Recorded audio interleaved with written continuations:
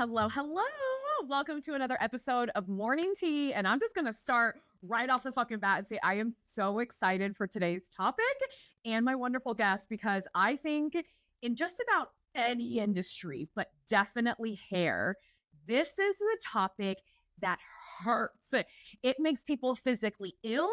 It makes them emotionally sick. It makes them mentally shut down.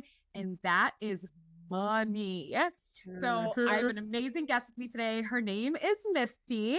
And I'm just going to let you introduce yourself because honestly, I think you have a harder job than all of us. I love it. So, hi, I'm Misty. Most people know me as Misty Jane. And thank you for just saying Misty because everyone always says Jane. I'm like, you don't have to do that.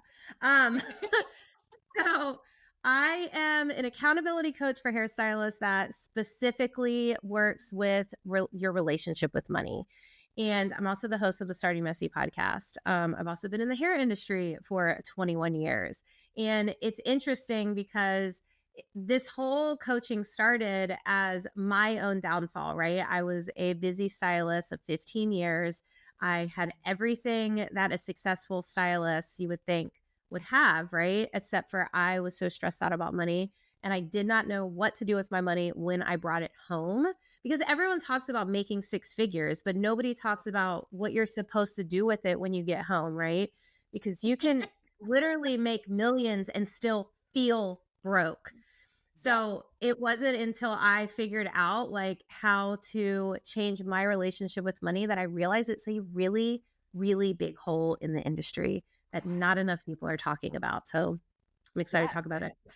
Dude, and it's so crazy because like I went from, not being able to fully fill my gas tank with gas. Like I still vividly remember those days. And I feel like it's so crazy because when you're in those places, I remember thinking like when I started to get into extensions, right? And you start to make a little more money at that point, I was like, okay, pay off student loan because cosmetology school was fucking expensive, pay off any debt. Like I made sure I handled that first. But then I remember thinking like, what would success feel like to me? What would it look like to me? And I just remember there were a few thoughts. I'm like, I want to be able to fill up my gas tank without having to check my bank account. Like I want to roll up, swipe my card, and then sit in my car until the little thing goes tick.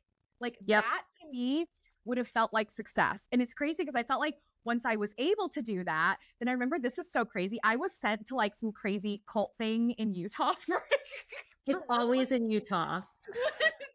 I have my theories as to why, but yeah, like some insane cult thing. They hated Californians. They were so incredibly mean, calling us like, I'll never forget. I was there in like a red plaid shirt, jeans, and chucks, and they're like, you guys are so bougie. You're so stuck up. And I was like, are you fucking, I'm in fucking Converse. What do you mean? Right. I remember we left that night. We went to the mall because me and another girl, we were just mad. And I was like, you know what? You want bougie? I'm gonna fucking give you bougie. And I went into Nordstrom and I spent $1,000 on Valentino flats just because I could. And although I bought them for the wrong reason out of spite, I also remember like the next day being like, you just did that. You waltzed into Nordstrom for the first time in your life and said, I'll have those, please. Not even looking at the price tag. So even though that was like a fucked up scenario, I remember sitting there and being like, wait a minute. Okay, life is very different now. Like, hold on. We also like have to acknowledge that, which was like a crazy thought. Well, I think you even saying like, what would success feel like to you, right? Like I think there's this thought that if I make six figures, everything's going to be fixed, right? I hear this all the time when I say like, what is your goal? Well, I want to make this much. And then I ask why. And then they have to think. And it's like, there's this like society is like six figures. Well, first of all, six figures can be $100,000 or almost $1 million. Six figures is a very, very large gap. Like, understand that first. And $100,000 doesn't go very far these days. And it's probably going to get worse, right? So people think of a number and they think of what they want their bank account to look like, but it's like that bank account can go up and down and those feelings are going to stay the same if you're not really getting down to the core of why you want what you want and why you feel the way that you do about money. One of the things that surprise people the most is the first thing that I do in all of my classes, working with all of my coaching clients is what is like the first memory of money that you had, right? Like, what did you see growing up, right? Because we don't realize that we were raised by people who had probably not great beliefs around money. Some of us were lucky, but a lot of us were not, right? And we pick up all of those little things along the way.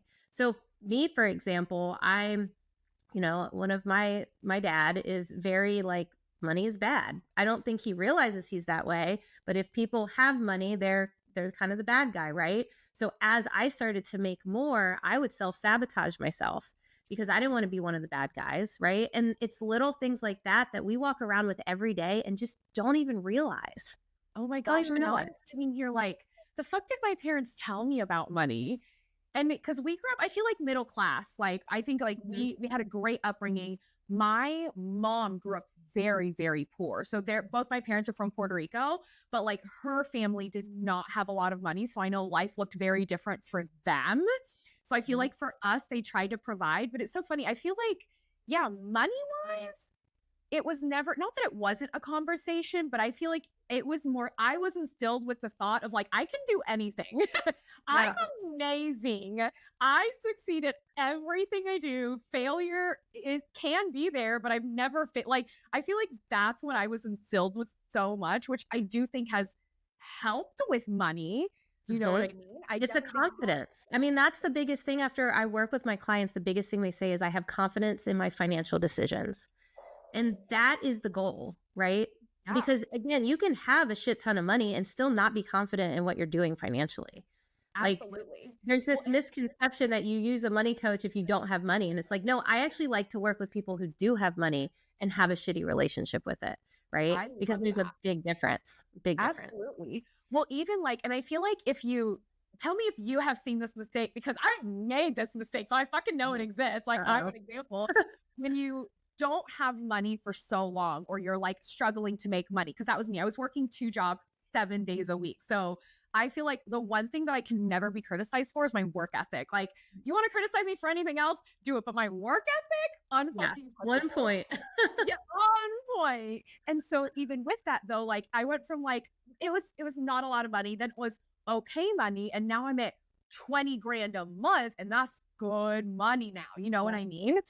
And then I feel like once I moved to California, because everything was so extravagant, that all of a sudden now I was spending. Like I feel like the first time you like get money, you're like, woo! You're like bathing in it, you're throwing it in the air and spending so much. And now I look back and I'm like, that A, was it stupid to spend that much? Yes. Did it put me in financial ruin? No, not at all. I'm still doing great.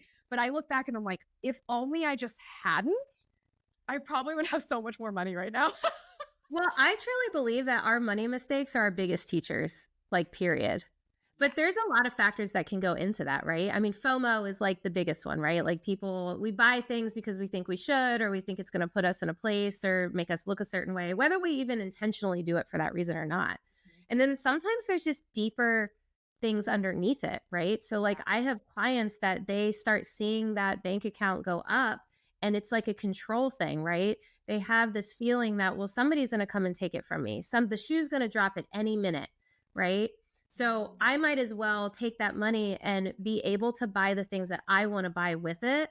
So it's this discomfort of actually having money that turns into a problem. So they just spend because that big bank account, they would rather be in control of where it's going to go than some emergency bill or, a car accident or, the shoe dropping. So Yeah. it can come down to really finding safety and understanding that, like, we need to focus on all the good things that happen as well, because more good things are going to happen. Like, I'm a big energy person, right? Like, if you manage your money well and in a healthy way, you're going to get more of it. If we're constantly looking for the next shoe to drop, it's going to. It's going to be a problem. Yeah. Mhm. So then I have a question for you. So, like, I have a financial advisor. I love him. He's actually been my husband's one of his best friends for over 20 years, like they Uh-huh. lifelong friendship. But I remember my very first call with him. Because you know what? I feel like people probably think they know me, but I'm actually like a really private, we've talked about that. I'm a really private Yeah. person. But with that money, I will only share this much of it. Like I'm not going to talk about it. It's nobody's fucking business. So then when it comes to like my accountant or my financial advisor being like, okay, let's look at everything. Mhm. Let's look at let's look at it all. it sends me like it's immediate panic for a mix of reasons. Number one, because I was raised to be very private. I'm Puerto Rican, and Puerto Ricans by nature, private. Like you just don't share certain things. But then it was also the feeling of like, oh my God, am I going to be judged now? Am I going to be judged for a poor decision I made or because I didn't invest enough money here? And there literally came a point where I just started crying on the call. Yep. Yes. I just sat there and I was like, I'm really sorry. There's just like a lot of pressure happening right now. And he was like, and he was so kind about it, which I will never forget. And he was just really like, dude, it's okay that you're crying. I'm glad to understand that this is the pressure that you are currently under. I'm like, okay. So like, how do you, because dealing now you're on the other side, like you're the financial advisor. Well, Like, I'm not a financial advisor, just put that out there. But I'm the person that if you're nervous to talk to a financial advisor, you hire me first. you know what? I shouldn't have done air quotes because if you're listening and you're not watching, let me restart. I'm putting financial advisor in air quotes in the term of you're helping people with money. You are technically advising quotes on finances, but like, how do you deal with that? Because I feel like that might honestly be a reason why people don't work with you, is because they're like, I don't want to be judged or looked at as stupid. Yeah. That is literally the biggest thing I deal with, is I deal with that more than what to do with your money, right? So I deal more with, why are you having these feelings, you know? And I mean, you said it yourself, you know, you didn't talk about money a ton growing up. That's why it's uncomfortable, right? People are more comfortable talking about sex than they are about talking about their financial situation. Like, it's insane. And it's true, right? Money is extremely emotional. Yeah. Society in general, we put so much on money when at the end of the day, money is a tool. That's all it is. It's a tool. It is literally a piece of paper. It's really not even a piece of paper anymore. Now it's like a concept, you know, if you think about like a credit card, it's kind of wild.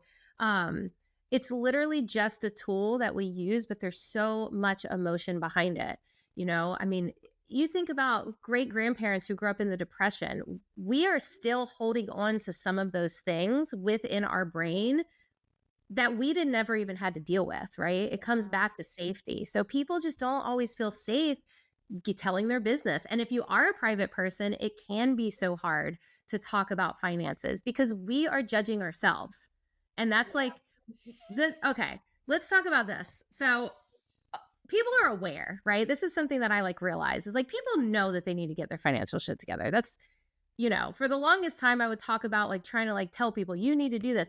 You fucking know you need to do this, right? Like the awareness is there. I don't know how many years I'd be like, well, you know, like I'm just not good with money. Like before I got my financial shit together, right? For years. Did I do anything about it? No.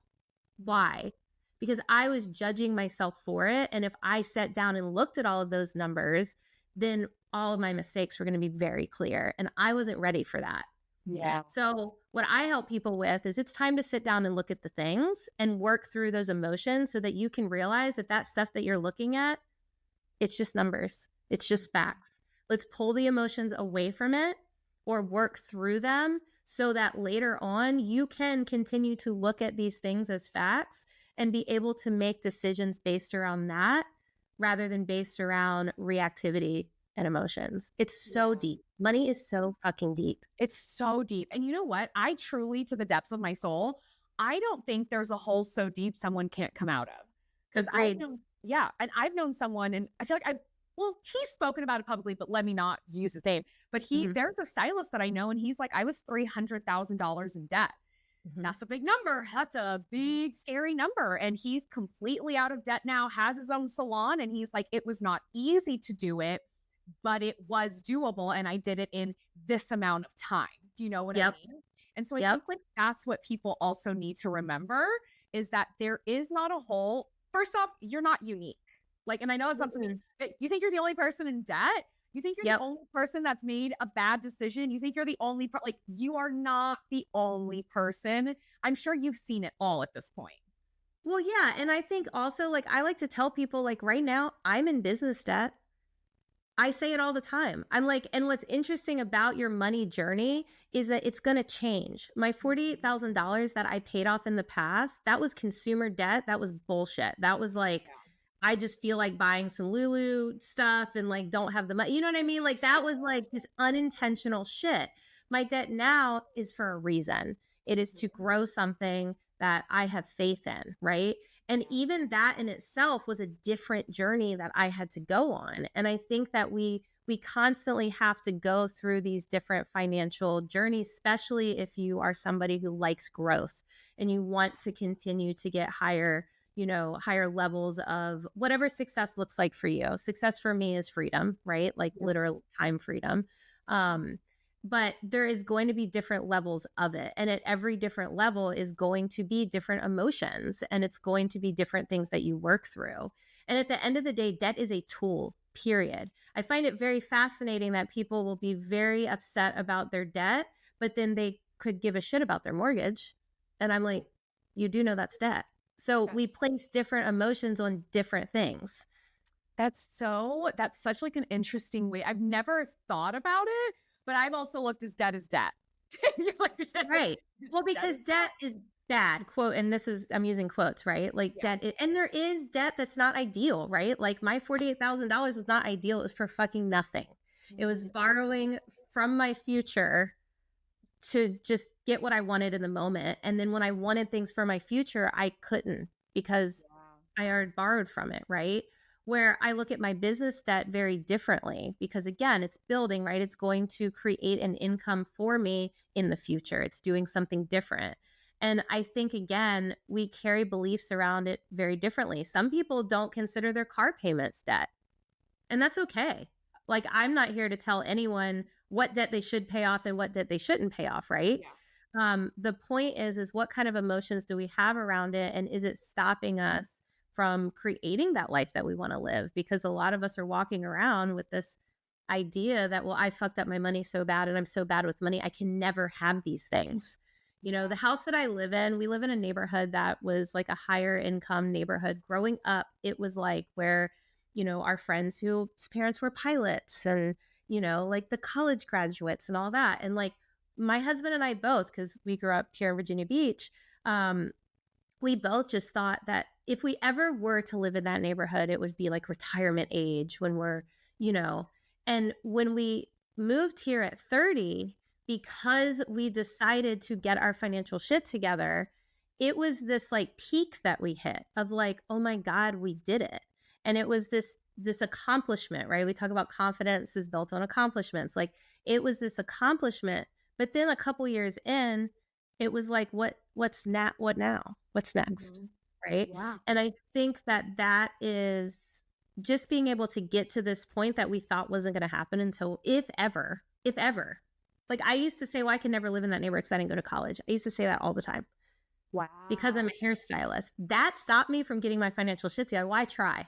I'm a hairstylist. I'm supposed to be bad with money. What do you want from me? You're doing our best here. Wow, Yep. That's crazy.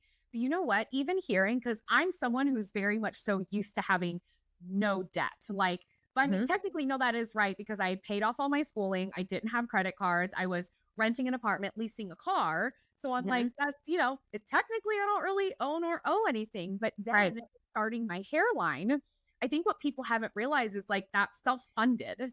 Like I don't have loans for that. You know what I mean? Like there's no, and do I have debt from it? Yes, of course, because I didn't go and take out a massive loan. Like it was me, like, and it has been so, like sometimes I do see that number and I'm like, you went from nothing to this. And it's hard. It's hard because you have a minute when you're used to basically zero debt. Do you know what I mean? And now like I own a car, we own our house. Like it's totally different. Yeah, we got technically a lot of debt now, but I view that as very different. Exactly. It's the belief around it that makes the difference, right? It is, yes, because when it's like, oh, well, yes, is our home debt? Well, yes, but it's our home. You know what I mean? Right. But it's so funny because going from that to then, yes, you have debt for a business, like that kind of like dings you a little bit because you're so used to all of these numbers being zero, as you should be. And my credit was stupid high, like insanely. Did my credit also take a ding? Yes, because you have now money going out. Like those are just things that happen. I want to be clear, my credit's not bad. I feel like I just made it sound like I'm in the 200s. Like that's not the Right, case. right. That's why I still have really good credit, but it's not in the 800s like it used to be. Do you know what I mean? Yeah. So it's shit like that, that like as an entrepreneur, if you cannot, how do I word this? Like, if you can't get your mental game strong, if you don't get your fucking shit together, and I don't mean externally, I don't mean all the tasks that you do every day, I mean internally. If you cannot get your fucking shit together, I think you're fucked, because every decision you make is not going to be made, I think, for the right reasons. I think it's going to be made more so out of like fear, and that Scarcity. You're in quicksand. You're fucked. You're stuck and you're not getting out. Yeah. I mean, I can relate to that a ton. I mean, when I started this business, it wasn't my intention to go into debt, right? I had like $10,000 saved and I was like, oh, I've got this, right? That went so fast. And so when the debt started happening, I started getting massive imposter syndrome, like massive. I mean, I'm helping people with money and here I am back in debt, right? And what I realized, I had to do my own work all over again. And that's why I'm comfortable talking about it now, because at first I was like, oh my God, I shouldn't tell anybody. Oh my God, this shouldn't, right? And I'm like, no, that goes against everything I'm teaching. Everything I'm teaching. And what was happening is I was scared to show up. I wasn't showing up online as much because I felt like I was being fake. And it wasn't. And you know what's funny is then I started, like I did a podcast episode about it where I was open about it. I did a live with another business owner about it where I was open about it. Nobody gave a fuck. Nobody gave a fuck. And I got messages like, thank you so much for saying this. And I'm like, I'm over here dimming myself, right? Because I think that I'm going through my own shit on it for what, right? And so it's really interesting because I think we do this so often in so many different aspects. And again, back to the when you're in that headspace, you make the wrong decisions. I was at that time, I was making decisions based around what if it doesn't work? And I was getting results that it might not work, right? Where now I'm in the headspace of, you know what, we're not doing this. This is working. This is important. And I'm making decisions based off of that and it's working. And it's, again, very fascinating. I think we do the same thing in the salon, right? Like if you are stressed about money and you get a client that has to reschedule or cancel, right? What happens? Spiral. Oh my God, how am I going to pay my bills? So what are you doing? You're posting online a passive aggressive things in your stories about policies, you know, you're like, you're discounting clients just to get them in faster and you're fucking with your business, right? Instead of going, this is just part of the business. It's fine. Everything's going to be fine. I'm managing my money well enough that I don't have to worry about this. I'm going to go and create some fun content, or I'm going to go for a walk because it's nice outside, or I'm actually just going to go sit somewhere and have lunch. Like the reactivity is very different depending on the headspace you're in, even if it's the exact same situation. Oh my God. And I will say I'm definitely higher emotion. I used to be really reactive in my youth. I can openly admit that. Like, don't even get me started. I don't know if anyone's like, wow. I would throw hands. I'm too little to throw hands. I'm only 5'1" and like 100 pounds. But y'all better be glad I wasn't bigger in my youth. You're like a chihuahua. I'll fight you, bitch. But like and I think but I think like for me, my reactivity came with words. Like I am wordy, I'm a yapper, and I am quick. And I think because I can also read people so quickly, it was one of those things like you hurt me hurting you back tenfold. It could happen in the blink of an eye. And I'm telling you, I was going to sleep easy on my pillow.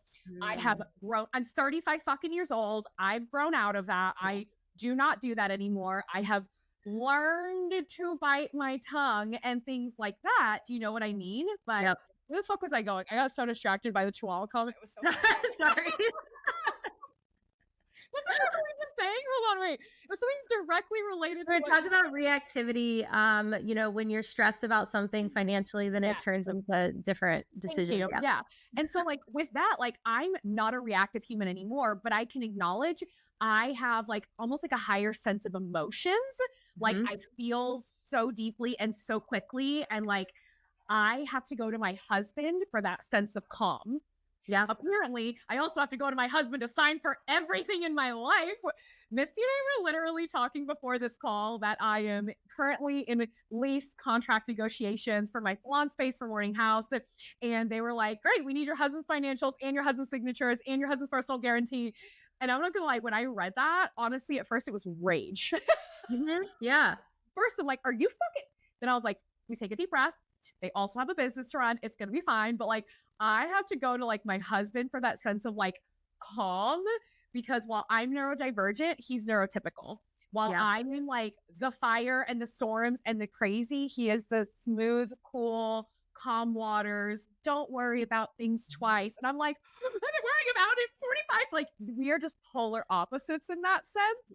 So, like, I have to go to him for that to have someone to be like, I validate your feelings. I understand why you're feeling like that.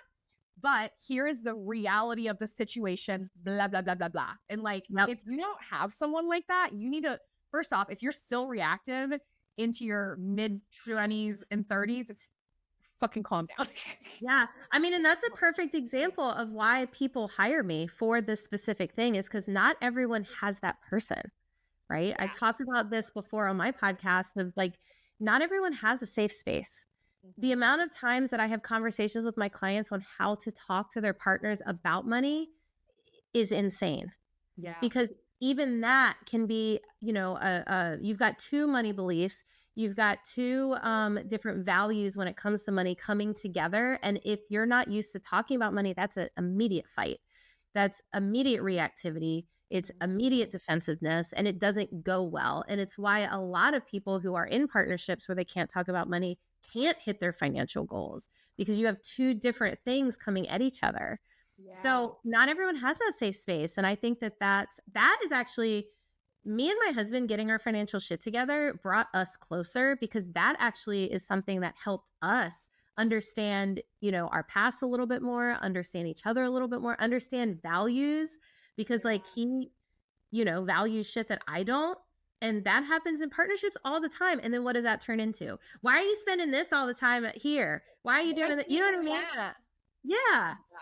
And see, like at our house, it's so funny. So my husband and I, when we were dating, we broke up for like 3 months, about like a year into our relationship. Because men, when they realize they want to marry you, they panic. I love it. It's so funny because like as we were like talking again, it was like that moment of like, we are not together, but like we both know we're going to get back together kind of situation. Right. And one thing that we had spoken about when we were dating was buying property in Costa Rica. Well, we broke up. So I started looking at properties out of spite because, oh yeah. Yeah. I found the property we both would have loved. Like it was perfection. So now we're sitting here FaceTiming and talking. And basically it came down to like do or die moment. Either I do it myself and get this property, but then I knew if we get back together, that's going to cause contention because now it's my property, not ours. Right. Or we bite the bullet. We're not technically together, but we're buying this property. And that's literally what we did, like complete psychopaths. I love it. I love it. Hey, my husband and I bought our first place together before ever getting married. We weren't even engaged yet. So hey, like what? Yeah. We owned property in Costa Rica first, then eventually got engaged, then bought this house. Now we're married. But it's so funny because I know for him, the one thing that not like we don't put a budget on, but I feel like we both have two things that are technically budget less. And for him, I always call him like a mountain goat. Like, and I don't mean like cute hiking, like what I would do. I mean, like this motherfucker wants to be in the mountains where there's snow and like crazy shit. You have to survive. And like, I have no. Do you watch Alone? Fuck no, I don't watch that, but that's the kind of shit that he loves. I was just that's looking. Crazy shit. He's like, I could do that. And I'm like, you better bail my ass out after like 20 minutes. I'm hungry. I'm tired. Oh, that's what I tell my husband. The moment my stomach growls, I'm out. 911, come get me. I can't survive. So I know like for him, that type of hiking is important. And that does require not necessarily specialized gear, but gear that is a little more expensive. I forced him to get a sat phone now because last time there was a storm that he didn't know about till he was there. Like I can't do that. And Yeah. that's him. If he wants to go to REI and drop some fucking bills on shit to go hike, full support from me, no questions asked. Yep. For me, it's books. Oh, Mm. that whole wall, that whole room behind me is just my library. I think I'm easily over 700 books now. There's no way it's anything less. And that for me, whether it be Barnes and Noble, Amazon, or TikTok, my book budget is unlimited because Yep. like that is my one thing. This sounds weird. I don't think I could justify the amount that I work if I did not have an unlimited book budget. I would feel like I was working for nothing, which is stupid because we have a house and cars and it doesn't matter. Yeah. I have to have that unlimited, like no one's looking, watching what I spend specifically on books. Yeah, I love that though. And I think that that's so important. Like I have to have these conversations with my clients about that of like, what does he value? Like you can't tell him that he can't go do this when you're mad that he's mad that you got your lashes done or whatever. Like there has to be a conversation and a collaboration of like, hey, here's our goals. Here's what I value. Here's what I value. Now, if that has to look a little bit different, fine. But like it's a collaborative conversation that needs to happen, not a finger pointing and not you need to change, but I'm going to do the same thing. It's that interesting. Yes. And I can also acknowledge, like, it also, if you're both agreeing, unlimited means unlimited with the understanding that you're going to know your own limits. Do you know what I Yes. mean? Right. Like, I buy books, I mean, to be honest, every week, probably every other day. I'm buying I like shelves of books. It's yes. Like I want a library. Like, I can't help it. These fucking TikToks keep getting me, and I just keep buying more books. But guess what? My husband's never said a word. And his, like, REI shopping sprees, honestly, don't even happen that often. They are maybe once a year. But I know for a fact the amount I spend in books throughout the year versus his REI, I'm still spending more. Oh, yeah, I believe it. Now I am still spending more, but there is never a criticism. There's never, like, another book. It's never that. And like as a team, we are always deciding what's the next thing for the house. Yep. What is it? Because we're gonna remodel our home. And I'm like, well, this is what's important to me, but what's important to you? What's the thing that's driving you crazy? Because this is a thing that drives me crazy. And so like that's how we like kind of like negotiate those things. But I will say, yeah, having like a healthy view of money has saved us. I don't think we've ever argued about money once in like the 4 some years we've been together. We just don't. Yeah. Yeah. I think that that's important. And I want people to know that like that's possible. And my husband and I used to argue about money. One of the biggest arguments we ever got in was about money. And it was about going on the trip where we ended up getting engaged.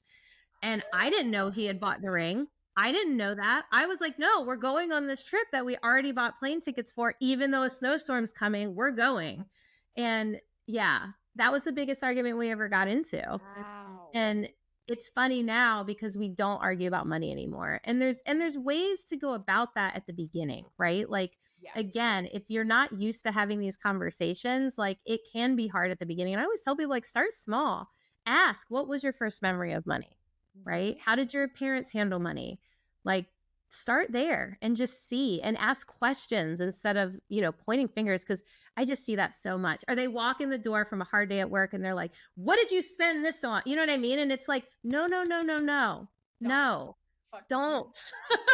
Take that crusty look back outside, come back in and restart this. Like that is Yes. I will say, I do think the one thing that has made at least my husband and I so, I don't want to say patient with money because then it sounds like we're tolerating it, but just been so like. No, I think patient is a perfect word for it. And so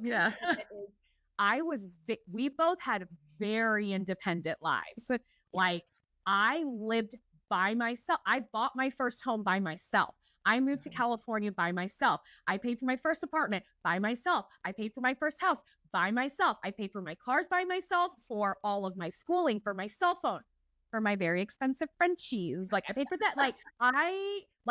If I had it in my life, I supplied it for myself, which also meant I reported to fucking no one. I want to spend $6,000 on clothes. I can do it. Who's going to scold me? Not me. Like, and then guess what though? He had the same life. He still travels for work. He's had the same job for like 20 years. It's crazy. But like, he was also not used to like reporting anything to anyone. So then I think us coming together, we were both kind of like, oh, how would I want that addressed to me, knowing that I don't want to feel like my independence is being taken away. Yes. I can't feel that way. So even now, we just got married. Oh, that 3 months ago, 4 months ago? That's crazy. Hey, but like, we still don't have a joint account, but like, we've been meaning to do it. We just forget. But guess what? We both split the bills. Like, we both pay for everything. And that was a discussion we had before we even got engaged. We moved in together after a month and a half of dating because we're crazy. Well, obviously it worked out. It worked out. We're married. But like, even with that, it was kind of like, okay, well, how do you feel about joint bank accounts? And we were both like, I think there should be a joint account for bills that we share. But him and I both straight up said, I couldn't share one account with you. That feels like too much is being taken away from me, as opposed to we're doing this together. If I want to, and he straight up was like, if I want to buy you something, I don't want you to know from our accounts. And I was like, wait, that's your concern? That's so nice. You're like, okay. Oh my God, you want to buy me stuff? That's crazy. But like, that is something like we understood from the very beginning. We talked prenups. We talked all of these things because same as you, I'm aware like money can cause friction. We just like didn't want that. And as two hyper independent people who now have come together and we rely on each other a lot. Clearly I rely on him for his fucking signature and everything else. Like, I need it now. But like that, I do think like helped us a lot to understand, like, if you say these things, that's going to set me off. That's going to hurt my fucking feelings. Address it any other way and we're fine. And I genuinely can't think of one time we've argued about money. And well, that's rare. I mean, it's the communication aspect, right? And I think that is another skill that I teach because of money, right? I mean, I think communication don't even get me started. I think it's everything. But when it comes to money, it's so important. And there's so many people, like, if you grew up in a house where every conversation you saw around money turned into a screaming match, right? What do you not want to talk about? Money, right? Like, your body remembers that shit. Like, your body literally, like, you can hear someone talking about money and you are going to get anxious immediately, whether you realize why or not. Same with sitting down and looking at your finances. Like, if you sat and saw a parent sitting at a dining room table, looking at their bills, and then all of a sudden they're in a bad mood for the rest of the night, the last thing you're going to want to do is sit down at a dining room table and look at your bills, right? It's breaking the cycles, and it's learning how to break the cycles and starting to feel safe in a situation that maybe did not feel safe for a lot of people. But I love, communication is my jam. I will never forget when I was like teenager. So like late teens, when I was like finally working, I had my own bank account, but like obviously it was attached to my parents so they could see what I was doing. And I will never forget, we were out at lunch, I think with like one of my really good, like probably my best friend from high school. And we were like laughing about God knows what. And I was like, oh yeah, I have money to do that. And my dad goes, no, you don't. I'm like, yeah. Because my parents always said, you have to keep a checkbook. You have to keep track of your money. Like, they were very clear on that. And I was like, yeah, look at my checkbook. My dad's like, I just looked at your account. You have like $5 in there. And I'm like, this one said I had a lot more. And he's like, you haven't been updating it. And I'm 35 and I don't even know if I was 17. Like, I was young. But that lesson still sticks with me of like, I always tell people, like, just because you have $5,000 in your bank account doesn't mean you have $5,000. You still have to subtract bills. You still have to subtract all these things that you've already allocated some of that $5,000. And that like little lesson sitting at lunch, and I swear to God, we were sitting at fucking Taco Bell. Like, I still remember it. But that for some reason has stuck with me so much of like, I lost track and that fucked my shit up for a couple of weeks until I picked up a couple more shifts at the restaurant I worked at. Yes, but that's probably why you have a better relationship with money than most, because you had those, even that little tiny thing has carried with you, right? Like, this whole time. And it's so interesting because I'm seeing, like, I can still hear the things that like my dad will say. Mhm. He won't listen to this, but I love you, dad. But I still hear the things. Don't make this the clip. I still hear the things that he says, and I go, ah, that's what I've had to heal. Got it. You know? And it's really interesting now. See, I have a 10-year-old and I'm very proud of everything we're modeling him. Like, and he says, so we get a Forerunner, right? I wanted a Forerunner for so long, finally get it. And we also want a pool. That's like was on the agenda eventually. And my son goes, how much was this Forerunner? And I said, Declan, you don't need to worry about that. And he's like, well, you just keep saying that we're saving for a pool. And I just feel like that we could have got a pool for the, and I was like, you know what? You're not wrong. Like, but he's paying attention, right? Like he will call you out. He will call you out quick, which is a good thing. He's comfortable talking about money. He understands that you have this amount and then you can allocate it. And we try not to say things like, we can't afford that. Like if he wants something, I really try so hard not to say we can't afford that right now. I said, that's not a priority this month. Ooh, Because I love that. it changes things, right? We can't afford that hurts. It That does. makes it sound like you and your husband did something wrong, or Yep. he was something went wrong to say we can't afford that. Saying that's just not a priority. I Yep. love that. Well, we said we couldn't afford this house our whole lives. So why would we try? Right? I can't afford it. Why would I even try? But when you go, I haven't prioritized purchasing this house, that I think that actually hurts a little bit more. And then you go, ooh, maybe I Because the other should. one does feel a little bit like, oh, I can't afford that. Like, it's not my fault I can't afford it. Oh, I actually haven't made it a priority to look at my finances to be able to afford it. That is full accountability on you. That fucking hurts. Exactly. You Exactly. just hurt my feelings and it's not even me. But it's a mirror, right? Like it's putting that mirror up to yourself and you're not blocking off the things that you want. Because when you go, I'm not making it a priority, sometimes you go, that's all right. It doesn't need to be a priority. And then sometimes you go, oh shit. Fuck, I shouldn't Yep. have that. Like education, salon education, right? This is like a perfect example. If you say, well, I can't afford that class. Can you not afford that class or are you not making a priority? Because maybe you could not DoorDash for a month and then you can take the class, right? So what is your priority? And I think that that's where you have to look in the mirror. Like when it comes to money, it is so much easier to blame everything outside of yourself. And don't get me wrong, there are outside factors, but there's so much more that people can control than they realize. And they just don't want to open their eyes.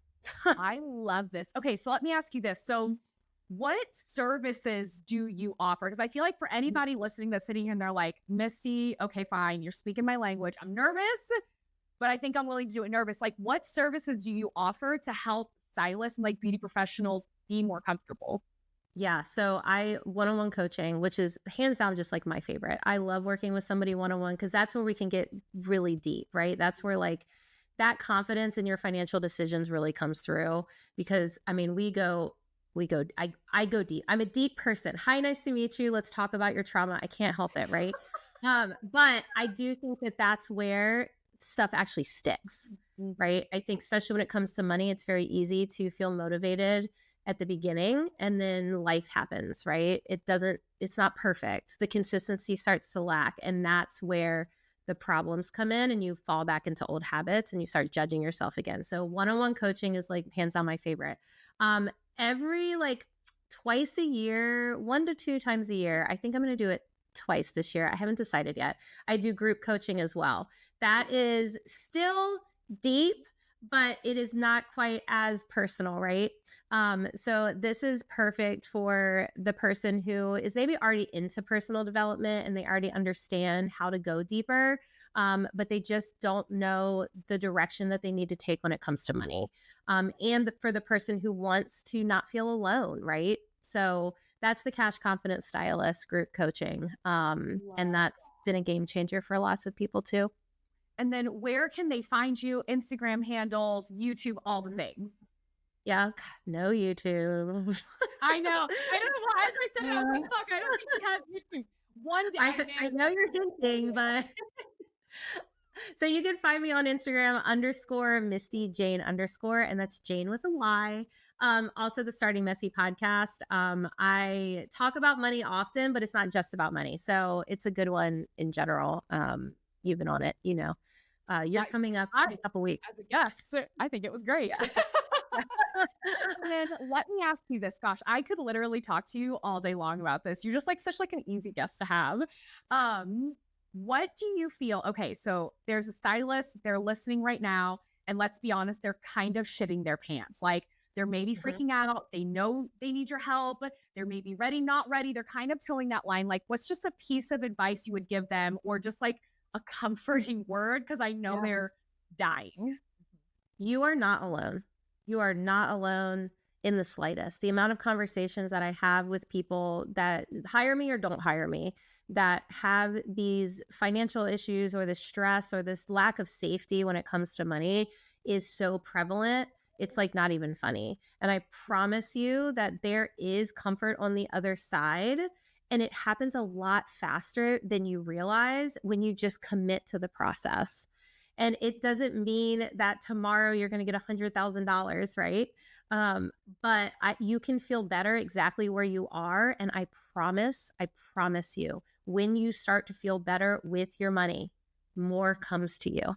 I'm just not going to say instantly, but a lot fucking faster than you think. That's love that. That's amazing, Misty. Thank you so much for being here today. If you're watching on YouTube or even anywhere, I am going to link her Instagram. Reach out to her, DM. I think you can tell by now, Misty, I think you're like a very like safe, comforting space. Like there's, I feel like, sitting down and talking money with you would be no issue. And like, I highly, I've done it all. I cannot judge anyone. I literally just like bought a car on a Thursday for no reason. So, not here to judge. Yeah.